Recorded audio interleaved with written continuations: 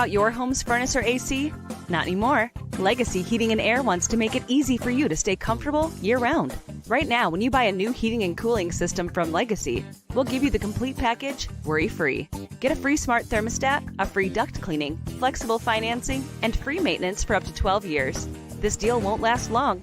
Call your Legacy Pro today or schedule online at legacyheatingandairinc.com. A Cook family business. Welcome to Football Never Sleeps, the weekly Notre Dame football show that runs year-round. We're usually on Monday nights at 7. We've moved to Tuesday this week to accommodate Notre Dame women's basketball victory over Duke last night, 70-62, so our move was not in vain. I'm Eric Hansen, the guy that covered that game. He's Tyler James, the freeloader who just read the story. And we're here to bring you all the latest with Notre Dame football news and answer your questions. We'll work them in during the show. Tyler will tell you how to ask a question. Not that you need help with formulating your questions, but where to put it so that we'll see it. And I'm done with my rant, and I'll let him start his. And if you need help formulating them, we will let you know that was a bad question. No, I'm teasing. Yes, if you are new to the YouTube experience, make sure you've clicked through to YouTube's site or app to make sure you are able to submit comments and questions. If you are watching us embedded somewhere, whether that's on the Insider Lounge message board, our website, InsideIndySports.com, or somewhere on social media, you won't be able to join the chat room. So go ahead and make sure you've done that. While you're clicking things on YouTube, hit the subscribe button to our channel, which is free. Hit the bell for reminders of when we have content up. So when we do change our schedule like we did this week, you will be aware of it. Make sure you hit the like button to show support for the show. And we appreciate all the people who show up like Irish fans who just says, "Oh, thank goodness, my 24 hours of withdrawal are finally over." Also, if you are not a subscriber to InsideIndySports.com, we have a free 30-day trial available for you. If you use the promo code NDYT when you sign up to get free access to our premium analysis and recruiting coverage and special access to us over on the Insider Lounge, which is where we spend a lot of our time. We share the information we're hearing first, and you don't have to go 24 hours without hearing from us. You can ask us questions and get all the feedback you want from us. Maybe not the best feedback if we're not in a good mood, but usually we try to be as nice as we can over there and hang out with our lovely subscribers. There's a link to that deal in the video description below, so take advantage of that if you haven't already. And we appreciate any of your support. Okay, so tonight on Tuesday, we are taking stock of Notre Dame after Al Golden's extension, the 2024 schedule reveal, and a strong recruiting week. The Irish are bearing down on the start of spring practice, starting the first of their 15 sessions on March 7th. They'll then pause for spring break the week of March 11th and then restart spring practice. The wrap-up will be the annual, when it's not a pandemic, blue gold game set for 1 o'clock Eastern time on April 20th at Notre Dame Stadium. That game will be on Peacock if you can't make it to South Bend. And we're going to start our opening drive tonight with the coaching carousel fails to scoop up Al Golden as the Irish defensive coordinator signs a 4-year contract extension. So, Tyler, why does this matter? Let's start with recruiting, but we're going to get to some other things like scheme continuity and those kinds of things. So from a recruiting standpoint, is it something that we'll notice right off the bat? I don't think so. I don't know that the biggest or one of the biggest 2 or 3 impacts of this is recruiting related. I think as long as Marcus Freeman is the head coach, Notre Dame will have success with defensive recruiting because he's very familiar with that side of the ball, has a hand in recruiting on both sides of the ball, but obviously has a particular interest in defense, which is where he came up. So Al Golden isn't necessarily someone that I hear recruits talking about in terms of that's why they're coming to Notre Dame. But I do think the success that his defense has had is something that allows you to continually say, hey, look at the success we've had. It's going to continue because we have the guru behind the defense, Al Golden, still in play. So he does a fine job recruiting on but I don't know that is the biggest impact that it will make. But I do think it's good that continuity you mentioned just gives recruits a sense of what they're joining in and obviously a track record of what it's been with him on Notre Dame staff. How about in terms of scheme continuity and the timing for spring installation? Because a couple of years ago, both of those things were issues when Al Golden was hired, and he wasn't hired until like the middle of February. Yeah, I think it's obviously important to have the same scheme, at least from my perspective, to maximize what you're getting out of your veteran players. Everything that they have learned remains of importance and value, that they're continuing to get better. And then what they're learning is remaining the same. Obviously, there's going to be wrinkles from year to year, but the base of what they're doing remains the same. And I think the longer you have that in place, it allows younger players to develop faster too. If you have young guys that aren't going freshman to sophomore year where they're learning new defensive schemes, I think you're going to have a better chance of those guys being able to develop quickly and fit into the scheme. And then also the familiarity of Al Golden and the rest of the coaching staff of knowing what those guys can do, and finding maybe niche roles for guys that maybe don't check every box that you would want from that position, but they can find ways to use them. So I think the timing it would be bad if he left at this time, because Notre Dame would be, which there's still college coordinators moving around right now. Yes. And that wouldn't be ideal for Notre Dame. I don't know what would happen if he left, if Mike Mickens would be someone that Marcus Freeman would tap as the next defensive coordinator. That would certainly be a potential move, and that would lean towards continuity, but Mike Mickens doesn't have any coordinator experience like that. So that would be an interesting decision, but it's one that Notre Dame doesn't have to make. And I think that's the most important part. If he left, it would have become an obstacle, especially so close to spring practice. You don't have to worry about that. Keep things rolling and keep the high expectations for this 2024 season intact. And when we talk about high expectations, Notre Dame finished 5th in the country in total defense last year, number 1 in pass efficiency defense, and pretty good in almost every defensive category. Made a lot of dramatic improvements in some categories like turnovers gained and red zone defense.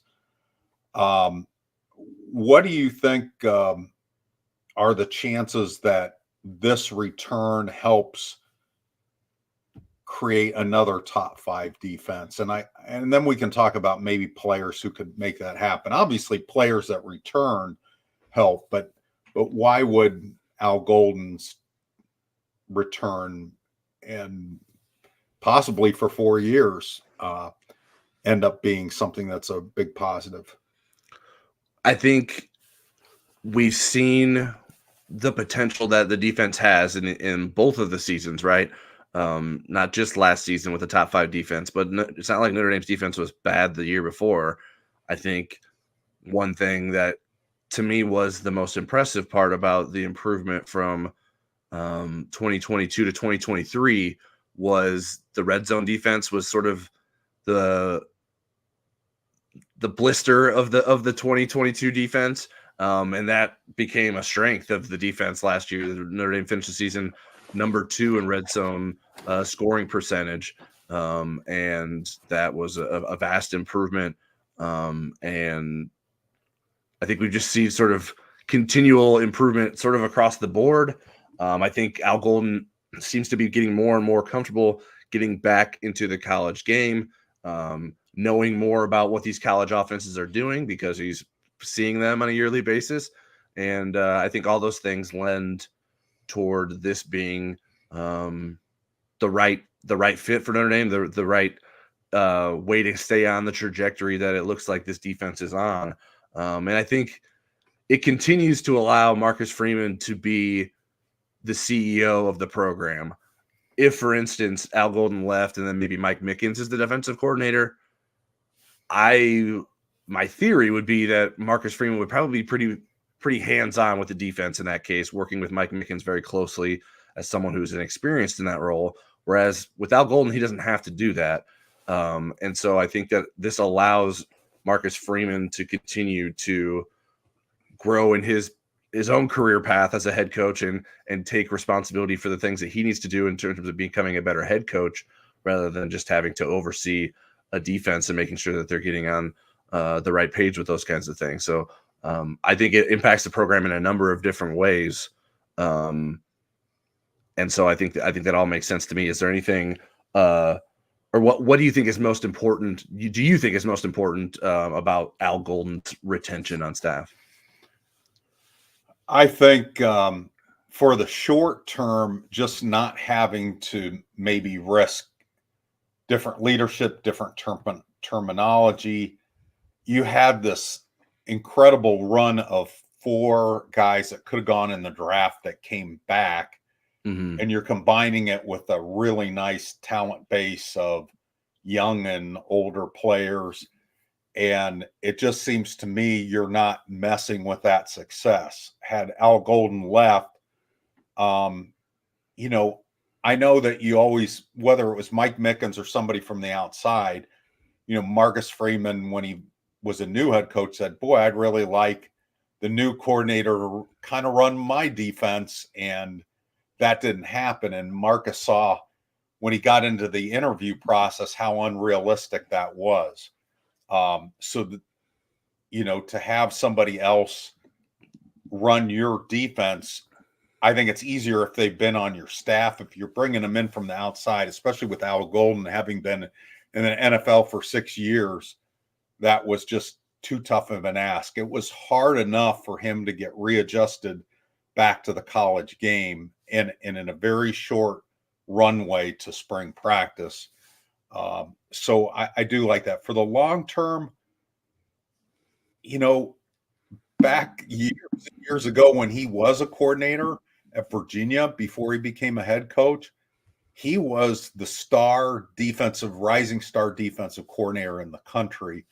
And I think this different version of him could end up being that name kind of coach. If Notre Dame can put back-to-back top 5 defenses together and Notre Dame makes the playoff and maybe wins a playoff game, then I think Al Golden starts to get that rep and kind of an offshoot of recruiting.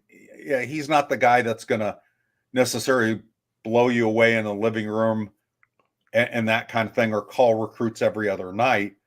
But he is a guy where you say, you know what, Al Golden has coached in the NFL. He's been a college head coach. He's this incredible defensive coordinator at Notre Dame. This is kind of the one additional piece that I need to say yes to Notre Dame over the other teams that are competing. So I like the fact, I think he did a really good job last year, and I don't think it was a fluke. So my question then is, as we look at the defense for 2024, where can it improve? And if it does, where are the position groups or the players where they're going to have to step up their game? Yeah, I wanted to start with maybe some statistical areas that it could potentially improve. And it's hard to find a lot because they did so well. This defense, especially over the last half of the season. The defense was a top 10 team in passing efficiency, where it was number 1, red zone defense, where it was 2nd, passing yards allowed 3rd, total defense 5th, and scoring defense 7th. If you're looking at some of the stats, rushing defense, they finished 26th with 119 yards allowed per game.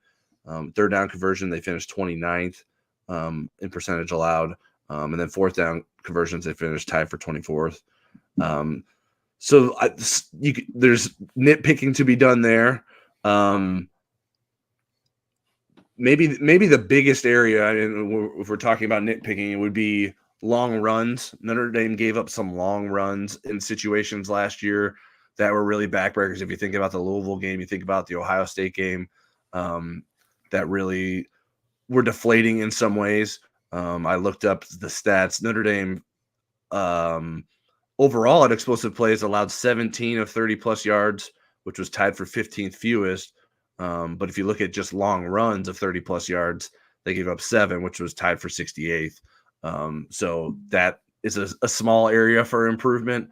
Are there any other statistical areas that I didn't mention that you think are worth highlighting?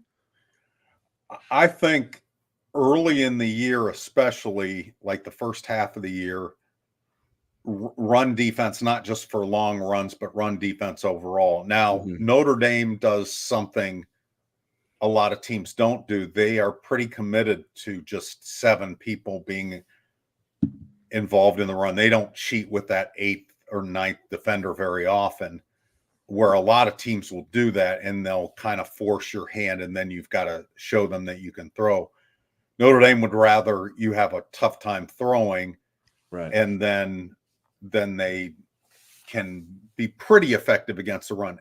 Toward the end of the year, they were really good with what they call light box, not playing an 8th defender in the box and giving up something in the passing game.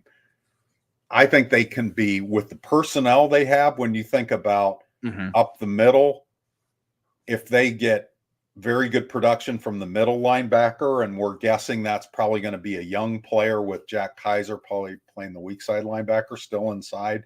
You think about Riley Mills and Howard Cross, and then in the back end, Xavier Watts, and that's going to be a difficult team to deal with, running or passing, I think. But they're going to have to bring that. So somebody like R.J. Oben, who's been a really good pass rusher at Duke, he's going to have to become that complete defensive end for Notre Dame.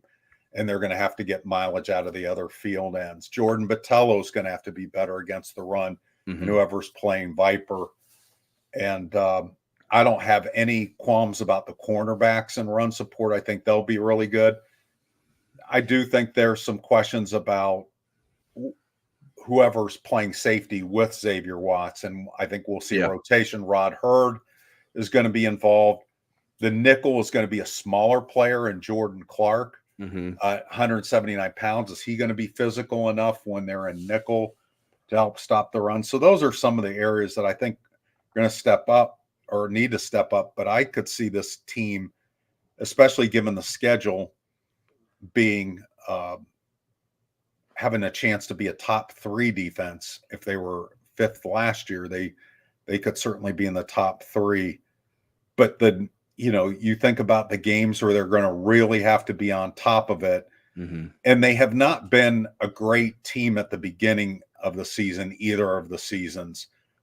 They got better as the year went on. They weren't bad in the early part of the year, but they were more of a flawed team, and then they really turned it on in the last 6. And I think Al Golden coming back is going to help facilitate that. They need to be at their best against Texas A&M in that first game, because they can recover from that, but that's going to set them up for the rest of the season. And then November, they are going to need to be really good, because they're going to face Florida State in November. They're going to face USC in November. Virginia's probably a team that's going to be a little bit better than we think they are. And then they're going to have the curveball of having to face Army and the differences that they do right before going back out to USC, and going back to a conventional offense. That's never a really automatic transition. I think Al Golden has handled it better than most of Notre Dame's defensive coordinators. That kind of, it's usually a post-Navy hangover, a post-triple. He's also benefited from Navy not being very good the last couple years too. Yeah. They got rid of their offensive coordinator after 1 year. He didn't last very long. So that would be my critique on that. Before I wanted to throw this comment in from John Murray on the Al Golden conversation. I believe it was the little things like proper tackling that in total made such an improvement, and that coaching played a huge factor. I think that's a pretty fair comment. Before we transition to some of the other staff news that became official today, I wanted to throw in this question from Scott Phillips. If you're watching and have other questions, please send them our way. What are your thoughts on the 5-7 playoff bracket that was just finalized? Yeah, You know what's hard in this day and age, and I sound like the get off my lawn kind of guy, but I mean, some of the journalism today is so bad, and there were people that kind of reported the concepts that were part of the 6-6 playoff bracket as new, and really the only thing that changed is the number of automatic qualifiers. The bye structure stayed the same. Notre Dame's structure, if anything, Notre Dame got a little richer in this, in that there's One more 7 spot. at-large Yeah. spots instead of 6. Yep. So, I mean, I feel basically about the same I did when it was this 6 versus 6. So I'm not picking on Scott's question. It is a good Yeah. question. I think giving up being able to be a team that did have a chance to earn a bye, and then not having to play a college or a conference championship game. I don't know that that's an even trade-off, but it is a trade-off. And I do think Notre Dame did get something for that concession. And I don't have a problem with if Notre Dame is the number 1 team in the country and they're playing one extra game and it's against a number 12 seed, they ought to win that. And at home, they ought to win that game pretty easily. So I don't know that it really changes their path a great deal. I guess in the second round they would be playing a 4 instead of an 8, and then I guess you could argue that there's a markedly tougher opponent playing a 4 rather than the 8 seed. Right, but I think you have to remember that not playing a conference championship game is an advantage. You don't have that second best team in your conference that you could lose to that last week before the playoff is put into place. So Notre Dame does have a benefit in that it doesn't have to play that game. Not only do you not risk the loss, you also get away from another game where you could possibly have an injury. Sure. And so, and an extra week of rest.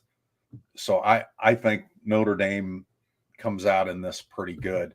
And again, if they wanted to change that at some point, they could join a conference if they really wanted to. But right now, they can't do so without a whole lot of legal problems. Yeah. I mean, my first reaction was just like, this was going to happen, but it just like, okay, well, what's the next conference to fold now? Because I mean, this is only happening because the Pac-12, correct, is the Pac-2. It's dust. 2-pack. So it just, I guess I'm cynical in that way that I don't know that I trust these conferences to remain the same very long. Even though there seems to be some contractual things in place to prevent much changing in the immediate future. Yeah, I mean, I don't know where this is going long term with all the conferences, and it seems like eventually maybe football breaks off from everything else. But as is, I think it's a pretty good position for Notre Dame. I understand if you don't feel great about the fact that you can't be the number 1 seed or a number 4 seed in the college football playoff, regardless of your record. But I'll need more evidence to be shown that it would be a serious detriment to Notre Dame's chance to winning the playoff if Notre Dame were to go 12-0. And it just somehow that makes it harder for Notre Dame to win the playoff than it would if it had to go 13-0 to get the number 1 seed for the playoff. Yeah, I mean, and Brett McMurphy, who used to work at ESPN, he's now with what's his outfit? Is it the Action Network? Is that yes, correct? Yep, that's right. So he did a mock bracket of what he thinks the bracket will look like this year, and Notre Dame was playing as the 7 seed, number 10 Alabama in the first game, but in South Bend. And then you look at the other teams, it's like, wait, you have to beat Alabama, Oregon, Georgia, and somebody else, Ohio State or Michigan, to win a national championship. I mean, even if you only had to win 3 games, you're going to have to win 3 really good games. I think the team that really gets kind of potentially the shaft in this is the 4 seed, because whoever the 5 is, whether it's Notre Dame or whether it's an at-large from another conference, they're probably going to be a better team than that 4th conference champion.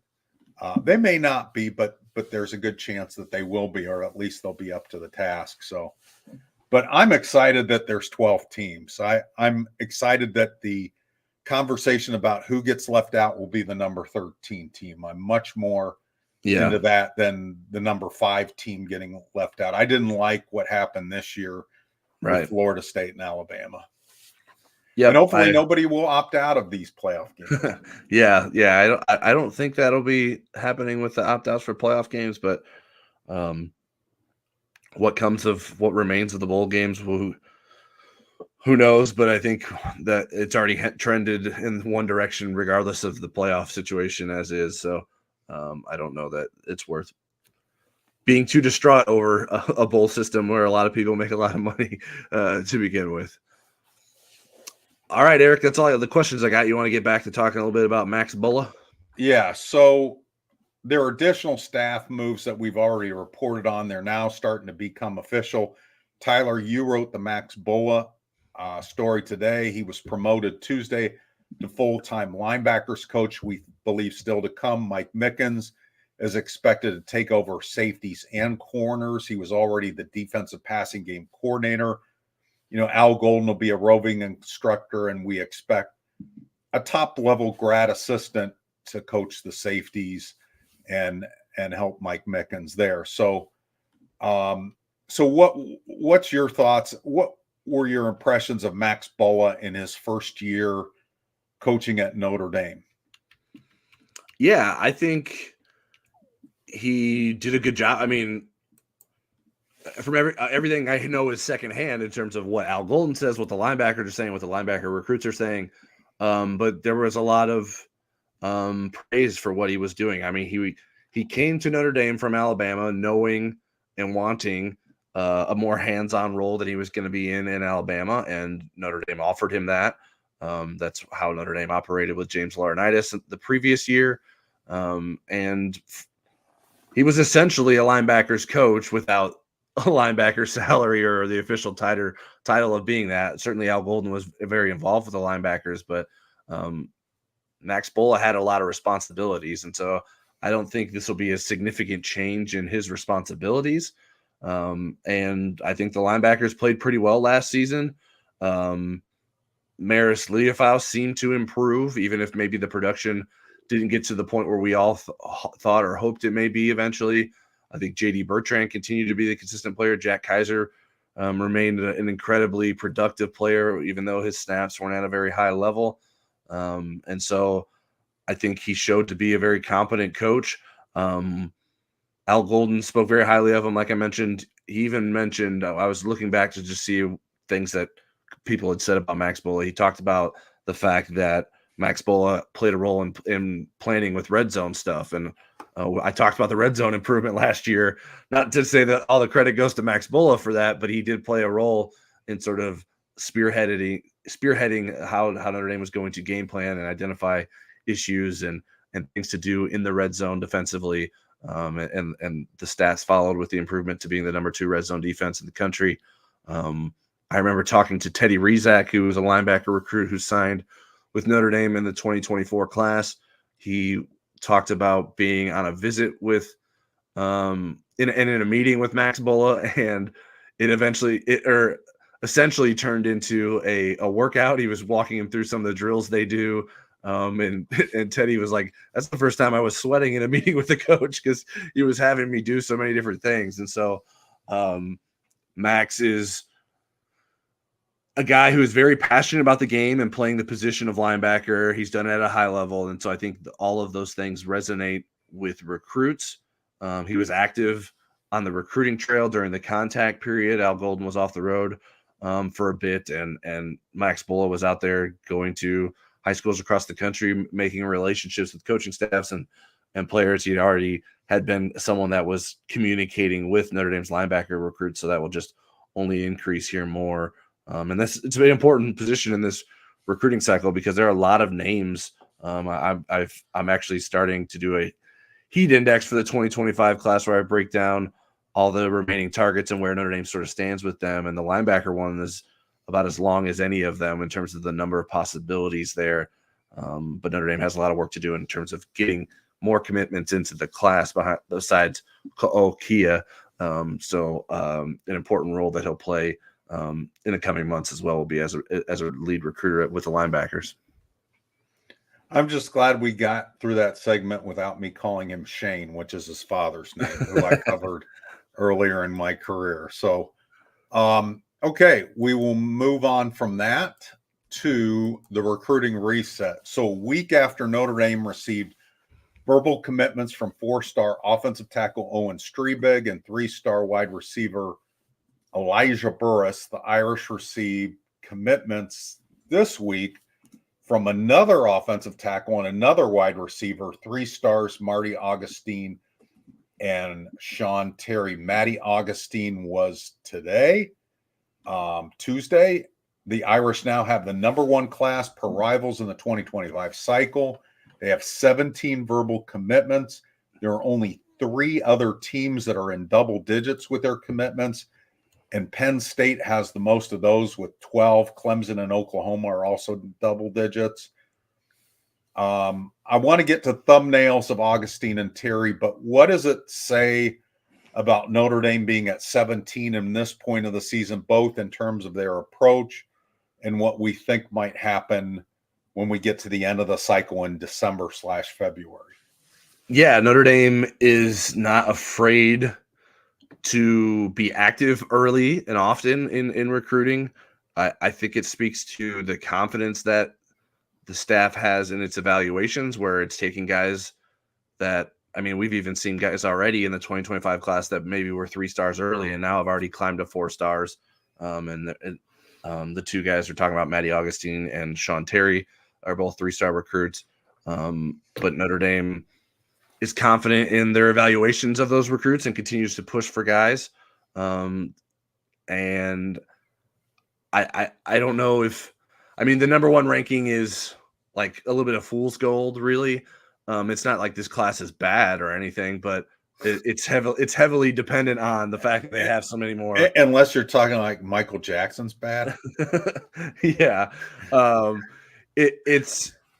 It's heavily dependent on the number because the Rivals formula includes the top 20 ranked commits for your team ranking. And so Notre Dame is stacking its numbers a bit on that by adding more guys. But I think we'll see a number of those guys continue to climb in the rankings, and that will help Notre Dame stay inside the top 10.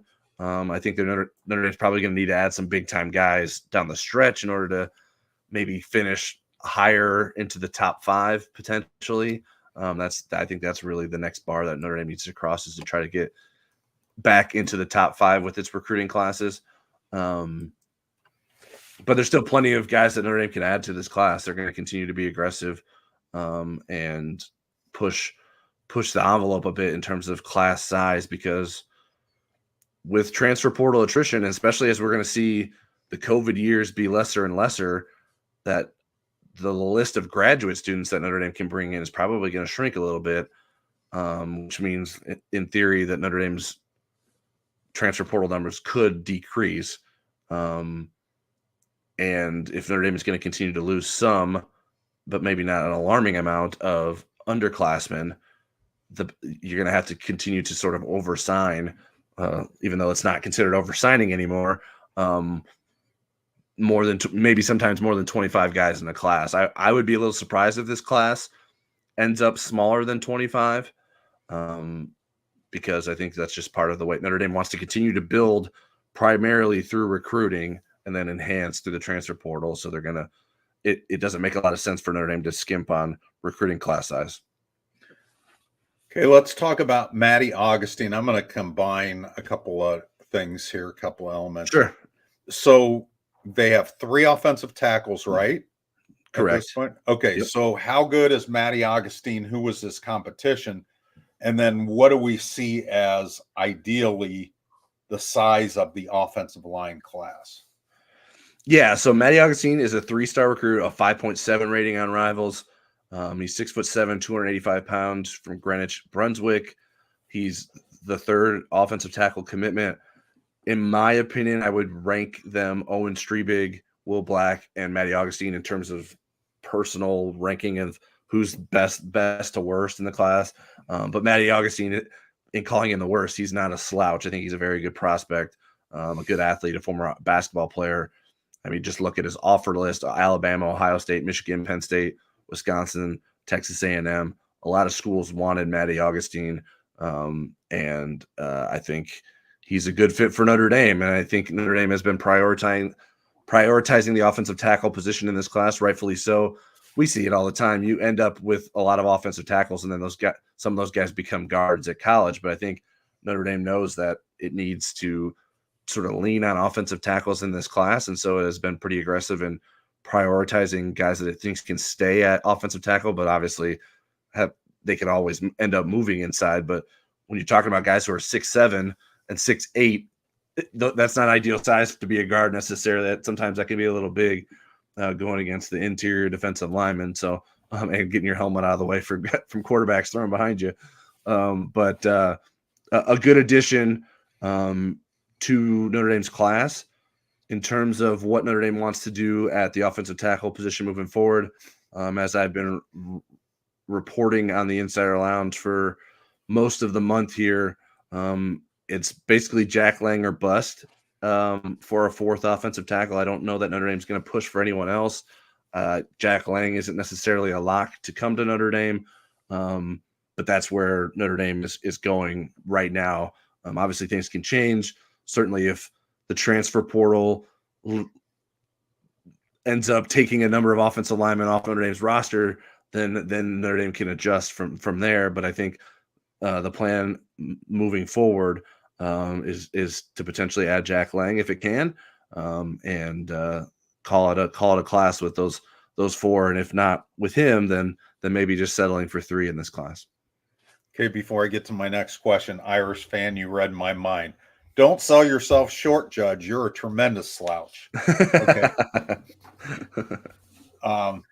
So wide receivers. So there are 2 3-star wide receivers all of a sudden. There is Elijah Burris, again, a player that people feel has a lot of upside, won't stay a 3-star recruit. Sean Terry, who's from Ironton down at the very southernmost tip of Ohio, but a city with a lot of football tradition, once had a semi-pro team there.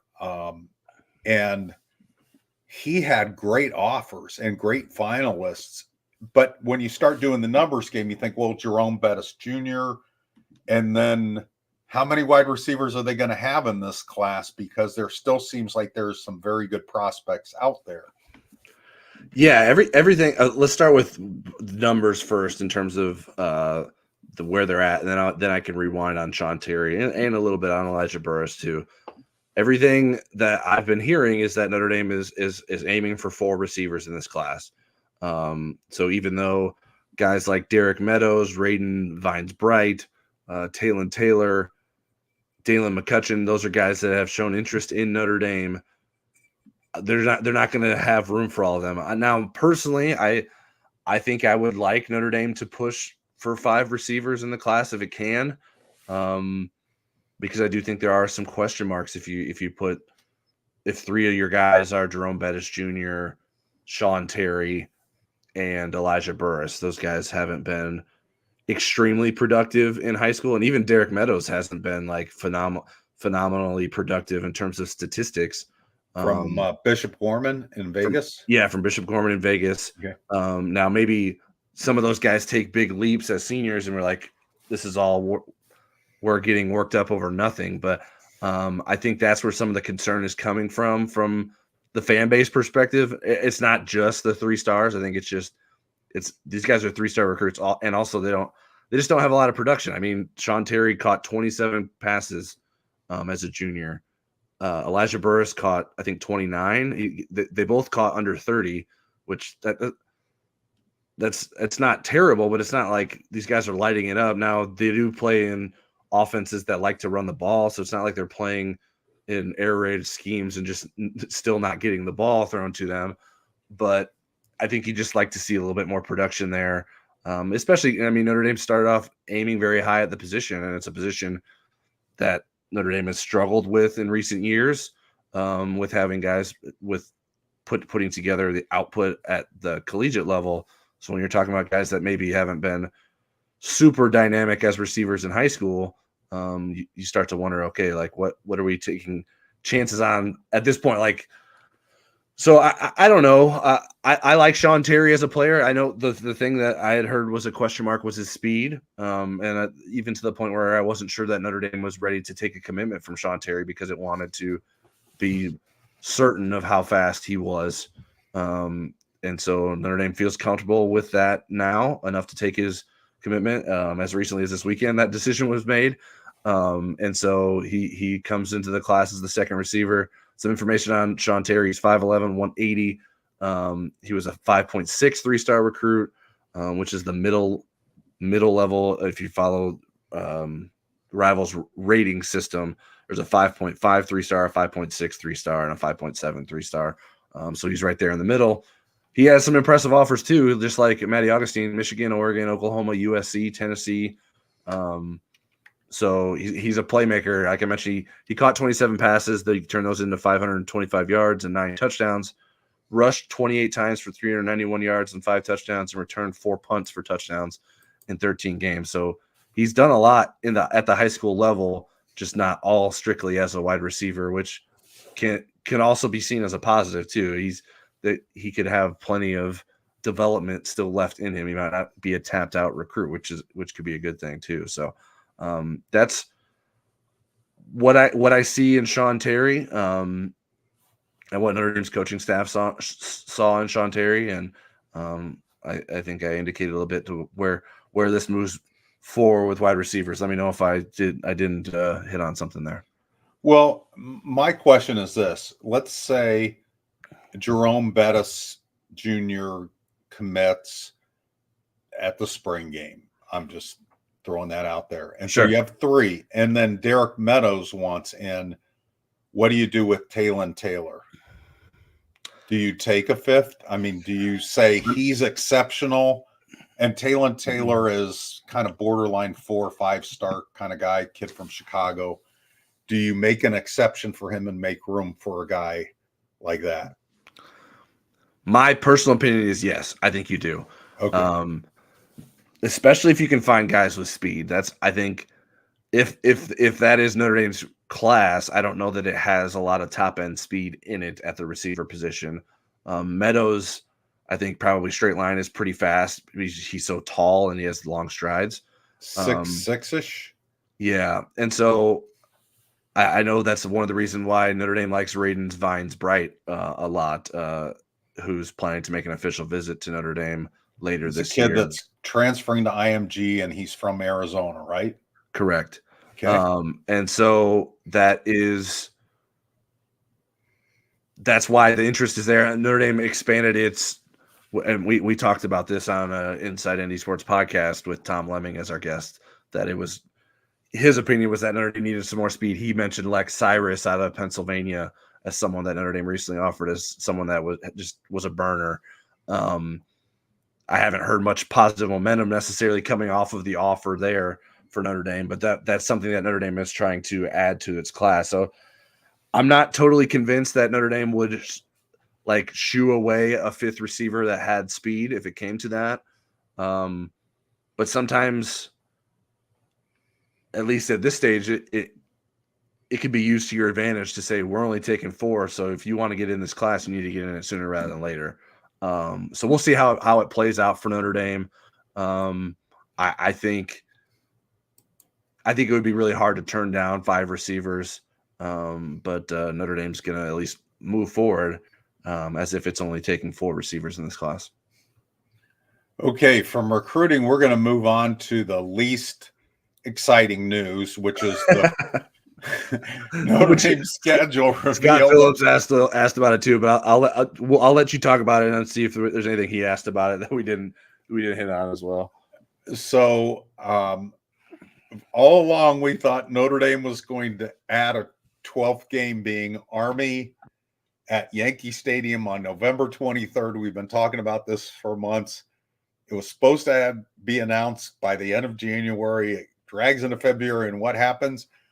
Army at Yankee Stadium. I guess maybe they needed more time to make the graphic. So let's take Scott's question, and then I got a couple questions for you about this. This is a Shamrock Series game. The Shamrock Series started in 2009. They haven't played it every year, but they play it most years. It's an off-site home game where NBC is the televisor, if that's even a word. And no, it's technically a Notre Dame home game that gets moved to another part of the country. All right. Yeah. So Scott Phillips' questions are, what are your thoughts on Indy adding Army to the schedule this year? Does it make it weaker if we play Air Force in the playoffs and beat them? Can we win the Commander-in-Chief trophy? That probably should be an allowance for Notre Dame because they would have played everybody. There's been years, they've gone undefeated. A lot of years they've gone undefeated against ACC competition, and they haven't gotten the tobacco trophy or whatever they give out in the ACC. I don't know that they had a lot of options at this date. Miami dropped out of the schedule, and Notre Dame needed to add somebody. Right. They did come up to me with a cool venue. The Army makes sense playing there because of the 100-year anniversary of the Four Horsemen. I personally like covering games at Yankee Stadium, even though I've had some bad experiences there. The first time that the Shamrock Series game was played there, it's an open-air press box, and it was a blast of winter right in your face. And have you been since it's new Yankee Stadium? Yes, I've only been at the new Yankee Stadium. I wasn't sure. I don't know the timeline of when it was. Yankee Stadium it was fairly new at that point. And then for the bowl game in 2013, I had the worst case of food poisoning I've ever had in my life. And so I was sick the whole lead up to the game, and just maybe at halftime, I finally was able to keep solid food down. And of course, I'm sitting there and it's unseasonably warm, and somebody that we know and love decided to come to the game with us and was covering it for another, and decided that I needed a hot chocolate. What I didn't realize was I needed it on my back. He tripped down the stairs and dumped the hot chocolate all over my back. But I still will love covering games at Yankee Stadium. So I'll let you talk, and then I do want to talk about the Shamrock Series as a concept. Yeah. I don't have a problem with playing Army. I mean, if you're filling out your schedule sometimes with these days with a 12th team that's an FCS team, I think you could put Army in there once in a while. I wonder what kind of draw it will get in late November. I know Notre Dame played in November against Syracuse, but that was ended up being a ranked Syracuse team at the time. The later you play in the year in New York makes it probably less appealing to people to go to that game. But you have to. They don't want to convert that while baseball season has a chance to be going on. That's why November 23rd is the date. Right. Yeah, and so it's just I don't know. Is Yankee Stadium that cool of a place to play a football game in that you need to do it 3 times already? I don't know. I thought it was neat the first time, but it wasn't something that I was like, I can't wait till they do this in 6 years again or whatever. So I think it's fine. I don't think it's not going to prevent Notre Dame from getting in the playoff. I don't it's not. To me, it's not that big of a deal if it's your 12th or your 11th or your 10th worst game. I don't think it's going to make a difference regardless. Given that they're playing Florida State and USC in November, I don't think it's a bad to have a team that's not super challenging that week before the USC game. Yeah, and I know there's people that are concerned about playing in New York and then Los Angeles. consecutive weekends. Notre Dame has done that with success in the past. Now past success doesn't guarantee future success, but they at least know how that works, and it's not like it's something that's totally Sounds like a unfamiliar Charles to them. Schwab commercial. do not take me. I am not a financial analyst. Please do not take me. So yeah, I mean, I'm fine with it. I think the Commander-in-Chief thing's funny. I don't think Navy or Army are going to be great this year necessarily, so it's not like either of those games will be significant. But I think the 100-year anniversary. I guess I think the way to get people to say, okay, that's cool. The 100-year anniversary of the Four Horsemen, I think, is sort of the tie-in. That it's like, all right, that's fine, whatever. I don't have a big deal about it. It's not worth me getting too riled up about it personally. Even though I don't know that it's like it wasn't on my bucket list of places for the Shamrock Series to return to. Okay. Irish fan asked, why did Miami drop that game? Do you recall that? They had a scheduling conflict. It was part of the ACC agreement, and I probably drop was the wrong word. They wanted to move it to a different year, so I think it got moved a couple years into the future. But they had a scheduling conflict, and they wanted to see if Notre Dame would be willing to give up that game this year. So that's what happened. Yeah. Go ahead. The report here that I'm looking up from Barry Jackson of the Miami Herald was that the game was likely rescheduled in concert with a move made earlier this year by South Florida. Miami was previously scheduled to visit South Florida in 2027, but South Florida announced in February that the game was rescheduled for September 21st, 2024. That gave Miami 5 non-conference games, which was one over the limit. Right. So,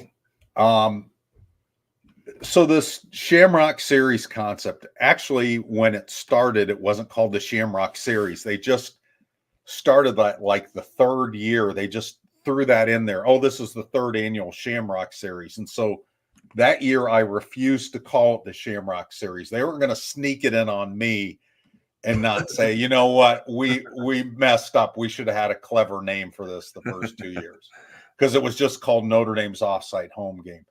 The origins of this, and I talked with former athletic director Kevin White about this a lot because this was his brainchild. He wanted to have a 7-4-1 scheduling model, 7 home games, 4 away games, and the Shamrock Series game, not to be called Shamrock Series. And when Jack Swarbrick took over, they could not get that model to work. It was too many. You were asking too many teams to play only at Notre Dame Stadium and not returning the game. It became too expensive, right? Too much of a logistical. So he decided to go 6-5-1. But basically, what you're doing then is you're going 6-6. You are playing 6 games away from Notre Dame Stadium. Mm-hmm. I think there are years where there are great opponents, great venues. There are some recruiting, maybe benefits from it. This isn't one of them. I mean, kids from New Jersey and Connecticut are going to come to Notre Dame, whether you have a Shamrock Series game at Yankee Stadium or not. That's not going to influence them. So I think a lot of years it needs to be tanked. I think if you do it once every other year or once every third year, I think then it becomes special. I think doing it every year and kind of not having a premium opponent and a premium venue, I think it cheapens it and just is a bad excuse for giving away a home game. Do you think it's going to be even harder to make it happen now with these power conference teams and their expanding schedules? I don't think so. From this standpoint, and I could be wrong, in that Notre Dame is usually willing to play in that team's footprint. For example, they've played Maryland and Washington, D.C. They're going to play Wisconsin and Lambeau Field and Green Bay, not on the campus of those teams. But yeah, they're usually not, but they're also not playing like the top team of those conferences either. Like Wisconsin's usually good. Like Wisconsin's usually towards the top end. Right. But like Maryland, you're not expecting Maryland to be able to beat you no matter where you play that game. You're hoping that they're not.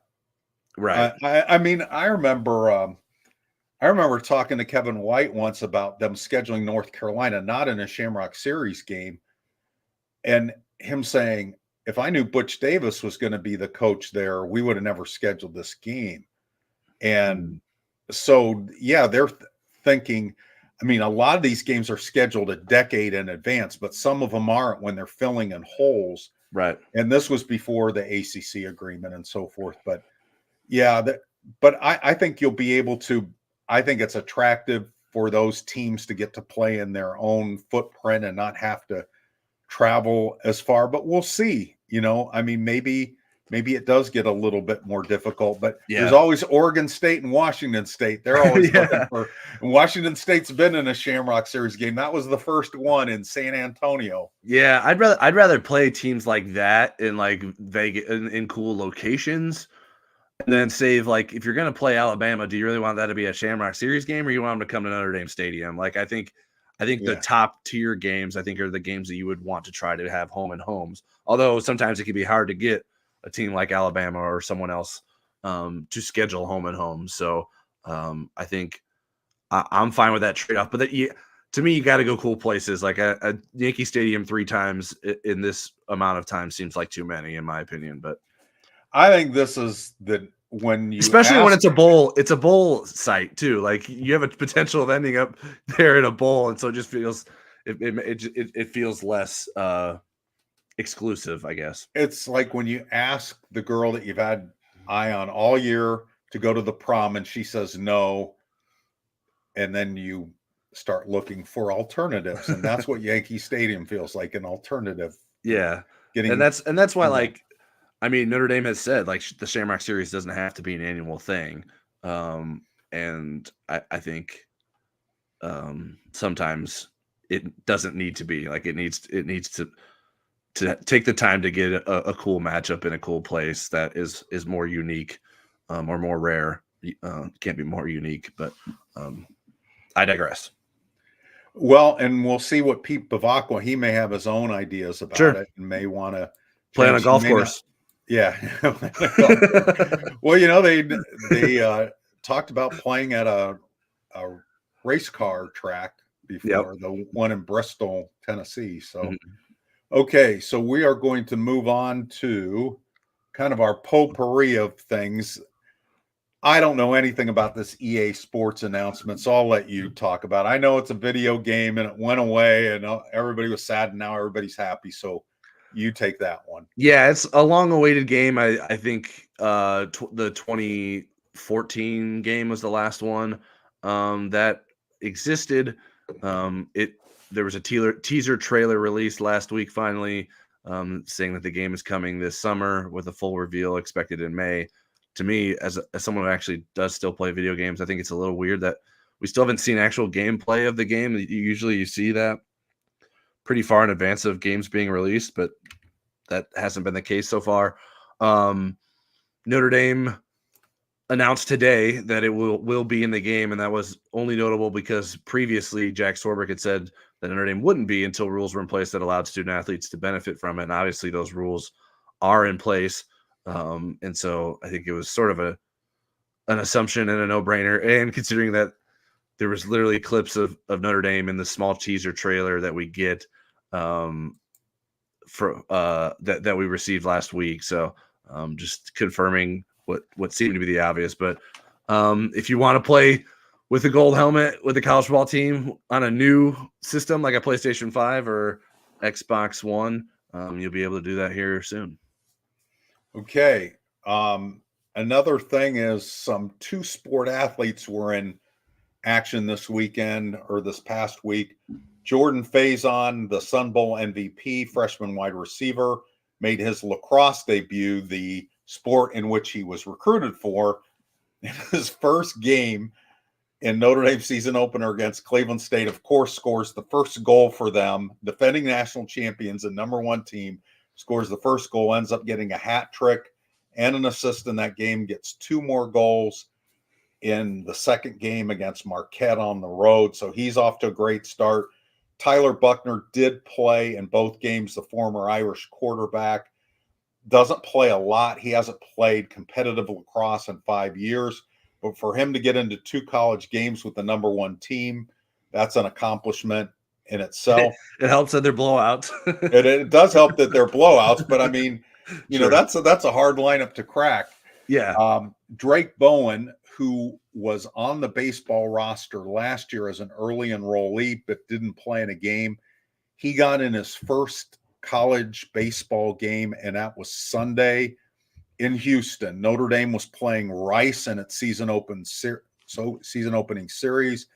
Drake came in a tie ball game and was a pinch runner at second base, scored on a single to very shallow left field, which you can see all over Twitter. It was pretty cool headfirst slide. I mean, that catcher, if he had been blocking the plate, he would not be with us today. And it certainly showed off his speed. So that was kind of neat to see him get to play. You kind of wonder where that's all headed with Drake Bowen. He would like to continue this as long as he can, but you wonder, will baseball ever get in the way of football, or has football already gotten in the way of baseball with him being a position player, not a pitcher? Yeah, I mean, I don't expect him to give up baseball unless someone makes him to do it. That's my understanding of his insistence and passion for the game. So we'll see if and when that ever happens. But he's pretty adamant about wanting to play, and Notre Dame recruited him knowing that as well. Right. And so I think what will happen is we'll see him in some of these early games, and then when Notre Dame spring football starts, we'll see less of him in baseball because he's competing for a starting spot. Yeah, I think this is a very important spring for him, football wise, and I mean baseball wise too. But I do think he can find a niche role in the baseball team without having to give up anything as it relates to football. And there are some big series that come up for Notre Dame after spring football ends in April and into May. I think the Wake Forest series, number 1 Wake Forest, is maybe the weekend after the blue gold game. So there will be opportunities for him, but they're off to a 3-0 start. And then let's see. Combine. 8 players got invited to the combine. Anybody you thought, do you want to name them real quick? Yeah, I can name them. Joe, everyone you'd expect, at least my expectation: Joe Hall, Blake Fisher, Audric Estime, Sam Hartman, Javante Jean-Baptiste, Maris Leofau, JD Bertrand, and Cam Hart. I think so. No surprises there. I think Thomas Harper is probably the only one that maybe would feel some type of way about not getting included. But there's tends to be a lot of good cornerbacks. Tariq Bracy was someone that had that same sort of unfortunate it's just there's just a lot of good cornerbacks out there, and the list of nickelbacks that are going to get invites is probably pretty short. So that I think he's still going to get to a roster, but you won't be able to put on a showcase at the NFL Combine. So the NFL Combine starts in the middle of next week, where there'll start being interviews. We're going to have full coverage of it. Tyler's going to be down there at least a couple of the days. And we will also then have Pro Day at Notre Dame on March 21st. And all the Combine guys can redo their do-overs if they want to. And then the guys like DJ Brown and Thomas Harper can also participate that. And there's going to be a specialist, like a special teams part of the Combine. So Notre Dame will have 2 guys in that, right? Spencer Schrader and Michael Vincent? Correct. Okay. And who was the punter, not last season, but the year before? He's going to be back at Notre Dame's Combine. I thought, John Sott. John Sott. My head was going blank from the name. But I thought that's kind of cool that he's coming back to try to make another run at it. And well, he should. He was pretty darn good.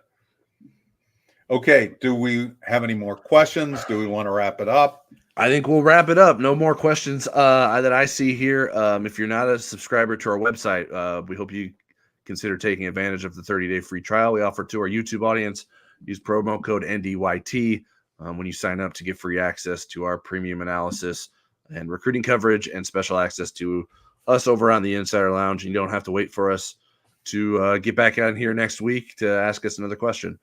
There's a link to sign up for that in the video description below. Make sure you like the channel or like the video, subscribe to the channel, share it with friends, tell them hey, football season might be not over, but football season might be over, but football never sleeps. So send them a link to keep up with the Notre Dame football conversation throughout the offseason, because that's what we'll be doing.